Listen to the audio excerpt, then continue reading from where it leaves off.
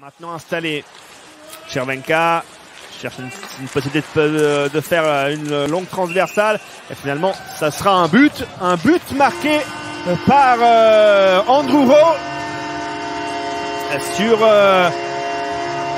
ce jeu de puissance saint-gallois. On est allé derrière le but avec finalement Chervenka pour Clark qui centre, plutôt Rowe qui centre pour Clark, pardon. Et ce puck qui va rester juste derrière Bolthauser qui va être poussé par Rowe dans le but. Andrew Rowe qui inscrit son 11e de la saison. Vous le voyez là.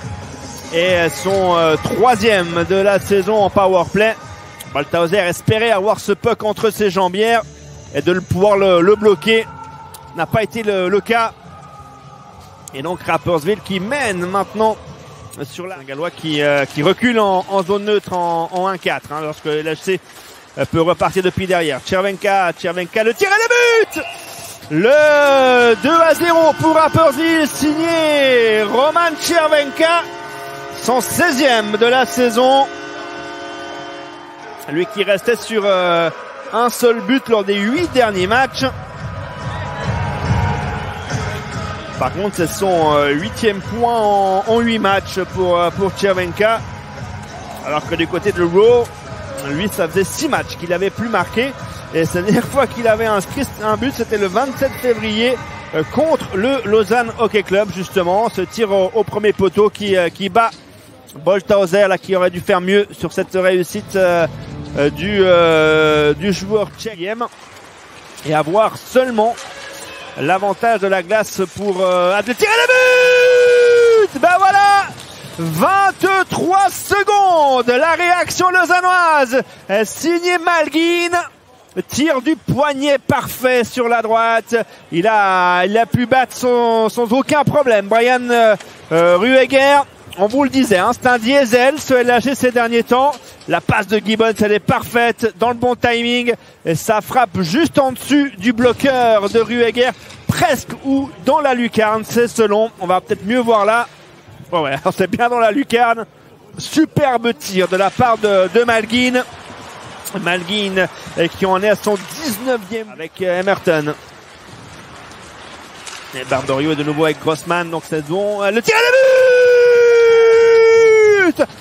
Signé Kellins, son 9e de la saison pour lui. Kellins qui restait sur 7 matchs sans marquer et qui inscrit donc sa 9e réussite de la saison. Emerton qui peut passer pour Kellins, le tir de Kellins croisé côté bloqueur et il est battu Rueger. Et ça passe même sous son bras. On va dire que les deux gardiens ont pour le moment donné un but à l'adversaire. On va dire que ça s'équilibre hein, dans ce domaine.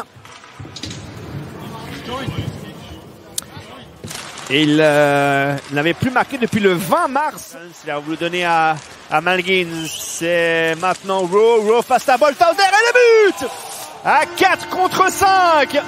Rapperswil qui reprend l'avantage dans ce match. C'est donc 3-2 pour les Saint-Gallois. C'est le 2e but hein, seulement de la saison encaissé par le LHC en box-play.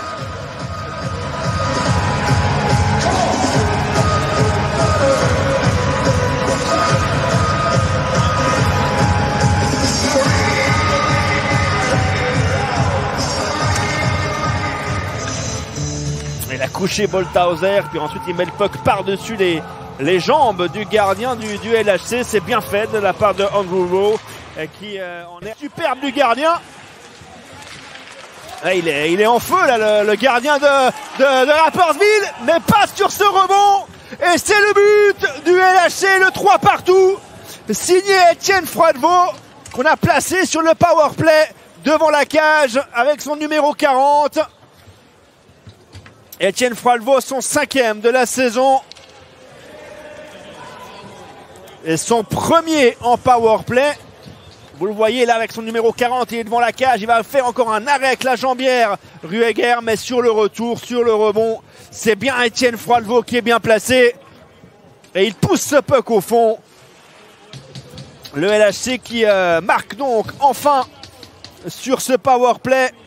Sur un complètement inutile de Cody Almond. Alors attention à ce powerplay maintenant du côté de Rapperswil avec le tir d'Egli et le but. Ça n'a pas traîné. Le but signé donc Dominique Egli pour son 8e de la saison, son 5e en powerplay. Même lui est surpris. Il avait marqué qu'une seule fois lors des 11 derniers matchs. C'était le 20 février contre Zurich. Il restait même sur 6 matchs consécutifs sans le moindre point. Et il aimerait faire un peu mieux là aussi, je pense, Botthauser. Allez, bien joué. Et le but.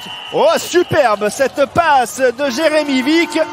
Il a pu trouver, en l'occurrence, Marco Lehmann, qui en est à sa 11e réussite de la saison. Et c'est 5-3 maintenant pour Rapperswil.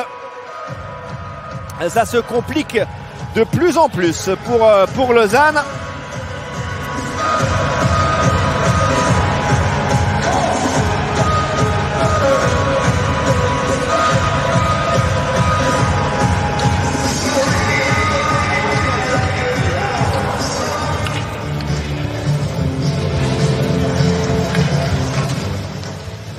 Grosse déception là pour Bolto. Le centre de Barberio, ça revient sur Froidevaux en retrait. Le tir de Grossman et le but. La déviation signée Gibbons. Et c'est 5-4. 3 minutes 30 maintenant.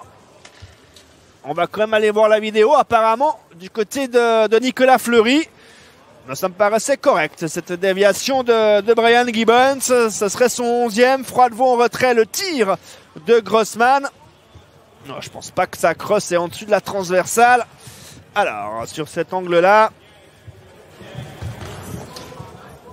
pour moi, c'est un bon but. Maintenant, à moins de 3 minutes de la fin, le tir de... Et le but! Le tir de Kennings! Et la reprise de Barberio, je crois, qui a remis ce puck au centre pour la crosse de Berti. Et Berti qui inscrit son 23e but de la saison. C'est son 6e en 6 matchs pour lui. Voyez le tir de Kennings avec le retour de la bande. Il y a Barberio qui a bien suivi. Il centre pour Berti. Bien placé là. Rueger ne peut rien faire. Et c'est donc 5 partout. Et on est dans la même configuration. Attention à ce 2 contre 1. Le centre de Clark. Oh, la déviation du Lausannois. Le puck est toujours jouable. Et le but! Le but de Rapperswil, 1 minute 15. Décidément, ce match est complètement fou. Et c'est peut-être Mauro Dufner, c'est lui qu'on nous montre, oui c'est ça. Et ça serait son premier but de la saison. Et il deviendrait le 20e buteur différent de Rapperswil lors de cet exercice. Le centre de Clark, c'est d'abord dévié par Emerton. Et ensuite derrière... on a Botthauser qui n'arrive pas à couvrir ce puck avec sa jambière ou avec sa mitaine. Et c'est poussé par Dufner ensuite. Et c'est 6-5. 1 minute 15 sur Lehmann. Lehmann devant la cage vide. Il centre pour Rowe. Rowe qui s'arrête et qui marque. C'est 7-5 dans cette rencontre. Le LHC va faire la mauvaise opération avec Bienne de cette dernière journée.